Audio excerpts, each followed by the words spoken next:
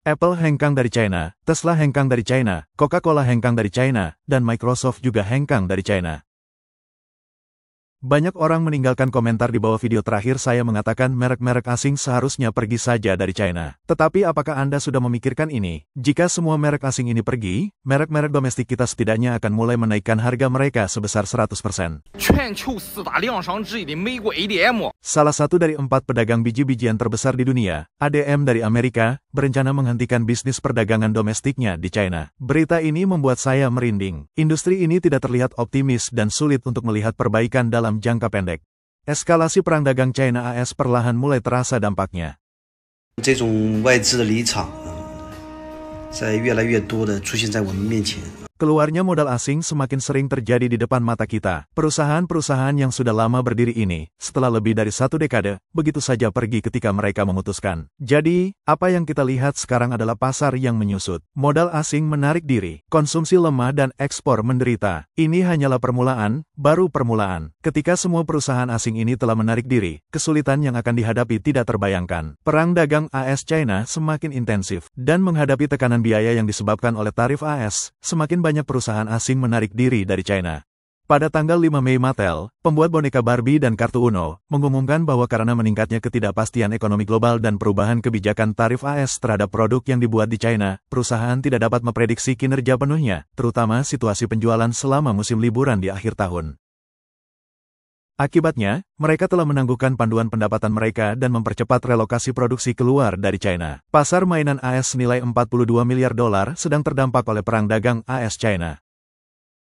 Mainan di China menghadapi tarif hingga 145%. Mattel mempercepat keluarnya dari China, menyesuaikan struktur rantai pasokan dan campuran produknya, serta mempertimbangkan untuk menaikkan harga di pasar AS. Innonates, CEO Mattel, menyatakan bahwa mengurangi ketergantungan pada China adalah salah satu strategi utama perusahaan saat ini, dengan penyesuaian harga dipertimbangkan sebagai prioritas ketiga. Mattel awalnya memperkirakan pertumbuhan penjualan bersih sebesar 2 hingga 3% tahun ini, dengan memperhitungkan tarif yang diberlakukan oleh AS terhadap China, Meksiko, dan Kanada pada bulan Februari, tetapi tidak termasuk tarif tinggi baru terhadap China yang diberlakukan pada bulan April. Namun, perusahaan melaporkan bahwa kinerja kuartal pertama tidak terpengaruh oleh tarif. Pendapatan secara tak terduga naik 2% menjadi $827 juta, melampaui ekspektasi. Namun, karena meningkatnya biaya penjualan dan administrasi, kerugian bersih melebar menjadi $40 juta, naik dari $28 juta pada tahun sebelumnya. Menurut data dari Asosiasi Mainan, pabrik-pabrik China saat ini memproduksi sekitar 77% mainan yang dijual di AS. Isaac Larian, CEO MGA Entertainment, yang membuat mainan seperti Bratz dan LOL Surprise, menyatakan bahwa perusahaan mengambil tindakan untuk memindahkan 40% produksinya ke India, Vietnam, dan Indonesia selama 6 bulan ke depan. Ini akan meningkatkan produksi mereka di sana dari 10%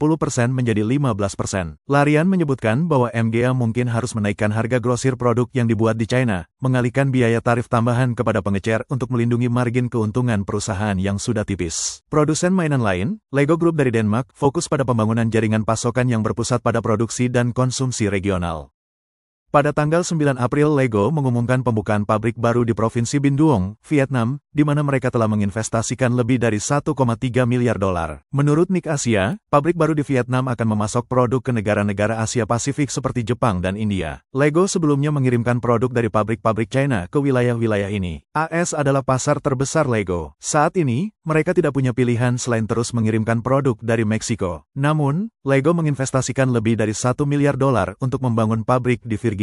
Pabrik ini diperkirakan akan beroperasi pada tahun 2027 dan akan menjadi pabrik global ke-7 Lego. Tarif tinggi AS berlaku untuk bea masuk yang ada pada produk-produk China tertentu, termasuk mainan dan elektronik. Pada tanggal 25 April muncul laporan bahwa Apple mempercepat langkahnya untuk merelokasi jalur produksinya keluar dari China. Menurut Financial Times, meskipun China tetap menjadi basis produksi utama produk-produk Apple, ketegangan yang sedang berlangsung dalam perdagangan AS-China mendorong Apple untuk mempercepat diversifikasi rantai pasokannya. Sumber-sumber mengungkapkan bahwa Apple berencana memindahkan semua perakitan iPhone untuk pasar AS ke India pada tahun depan. Langkah ini dimaksudkan untuk sepenuhnya mengalihkan produksi 60 juta iPhone yang dijual setiap tahun di AS. Perusahaan riset pasar IDC menunjukkan bahwa Apple akan mengirimkan 232 juta iPhone secara global pada tahun 2024, dengan sekitar 28% diantaranya menuju AS. Langkah Apple untuk mentransfer produksi lebih cepat dan lebih lengkap dari yang diperkirakan menandakan meningkatnya kepercayaan pada sistem manufaktur India dan terus berkurangnya ketergantungan pada China.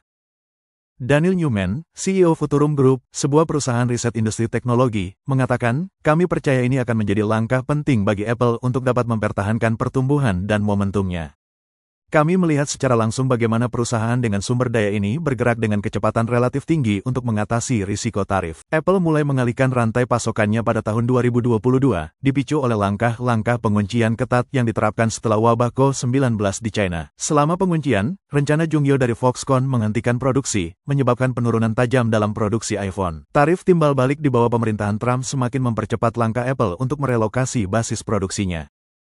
Sumber-sumber yang akrab dengan rantai pasokan Apple di China mengatakan bahwa pihak berwenang China sengaja menunda upaya Apple untuk memindahkan jalur produksi iPhone ke India. Pemerintah daerah China juga bertemu dengan mitra rantai pasokan Apple, memperingatkan mereka untuk tidak mengurangi lapangan kerja lokal. Beberapa individu yang akrab dengan produksi iPhone melaporkan bahwa dalam banyak kasus, China menunda atau bahkan memblokir pengiriman peralatan manufaktur iPhone ke India tanpa pemberitahuan sebelumnya. Namun, Apple telah mulai mendesak beberapa pemasok peralatan China untuk mendirikan pabrik di Asia Tenggara. Selain itu, dua pemasok peralatan iPhone menyatakan bahwa Apple mungkin beralih membeli peralatan yang dibuat oleh produsen di Jepang, Korea Selatan, dan Taiwan. Meskipun perangkat ini lebih mahal daripada yang dibuat di China, peralatan alternatif mungkin memerlukan hingga 1 tahun pengujian dan sertifikasi untuk memenuhi standar Apple. Menurut sumber yang mengetahui masalah ini, mitra Apple di India telah menemukan solusi alternatif dalam beberapa kasus, termasuk mengalihkan tugas yang awalnya dilakukan oleh mesin otomatis ke tenaga kerja manual.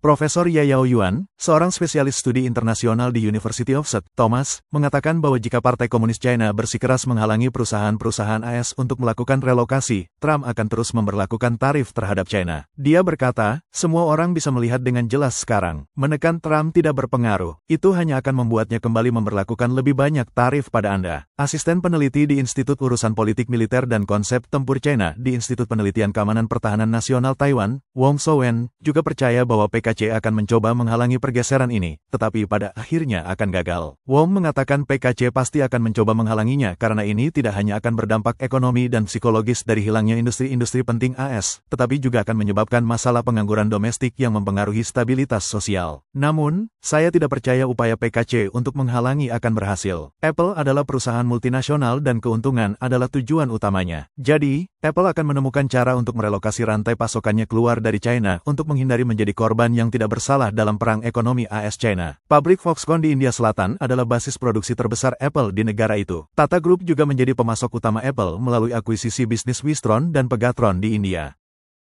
Pergeseran ini juga menerima dukungan kuat dari pemerintah Perdana Menteri India Narendra Modi yang menawarkan subsidi manufaktur dan insentif pajak untuk menjadikan India sebagai pusat manufaktur global. Apple bukan satu-satunya perusahaan teknologi yang menargetkan pasar India. Samsung dari Korea Selatan dilaporkan sedang mempertimbangkan untuk memindahkan jalur produksi ponsel pintarnya ke India. Perusahaan induk Google, Alphabet, juga sedang bernegosiasi dengan Foxconn dan Dixon Technologies untuk merelokasi sebagian kapasitas produksi ponsel pintar Pixelnya ke India di bawah tekanan tarif. Selain Apple, banyak penjual China di platform e-commerce AS seperti Amazon sedang bersiap untuk menaikkan harga di AS dan beberapa bahkan mempertimbangkan untuk sepenuhnya keluar dari China. Wong Xin, Presiden Asosiasi E-commerce Lintas Batas Shenzhen, yang mewakili lebih dari 3.000 penjual Amazon, mengatakan kepada Reuters, ini bukan hanya masalah pajak. Seluruh struktur biaya telah benar-benar terganggu. Ini adalah pukulan yang belum pernah terjadi sebelumnya bagi seluruh industri e-commerce lintas batas. Bertahan di pasar AS akan menjadi sangat sulit. Wong menunjukkan bahwa tarif tidak hanya akan secara langsung meningkatkan biaya produksi, tetapi juga dapat menyebabkan penundaan bea cukai dan biaya logistik yang lebih tinggi. Beberapa penjual berencana menaikkan harga di pasar AS sementara yang lain mencari pasar penjualan baru. Brian Miller, yang telah berjualan di Amazon dan Shenzhen selama 7 tahun, menyatakan jika situasi saat ini tidak berubah, terus memasok barang dari China ke AS tidak lagi menguntungkan. Dia percaya produksi harus dialihkan ke negara-negara seperti Vietnam atau Meksiko. Saat ini, sekitar setengah dari penjual Amazon berasal dari China. Di Shenzhen saja, lebih dari 100.000 penjual Amazon terdaftar. Menurut data e-commerce yang disediakan oleh Smart Scout, perusahaan-perusahaan ini memiliki total pendapatan penjualan tahunan sebesar 35,3 miliar dolar AS. Menurut data dari Dewan Negara China, transaksi e-commerce lintas batas di China mencapai 2,63 triliun yen tahun lalu. Wong Xin mengatakan bahwa tarif baru ini akan sangat mempengaruhi banyak usaha kecil dan menengah di China dan tingkat pengangguran dapat meningkat secara signifikan. Dalam gelombang penarikan perusahaan ini, salah satu pengolah hasil pertanian dan pemasok bahan makanan terbesar di dunia, ADM, juga meninggalkan China. ADM, bersama dengan Bunge, Cargill, dan Louis Dreyfus, adalah salah satu dari 4 pedagang biji-bijian terbesar.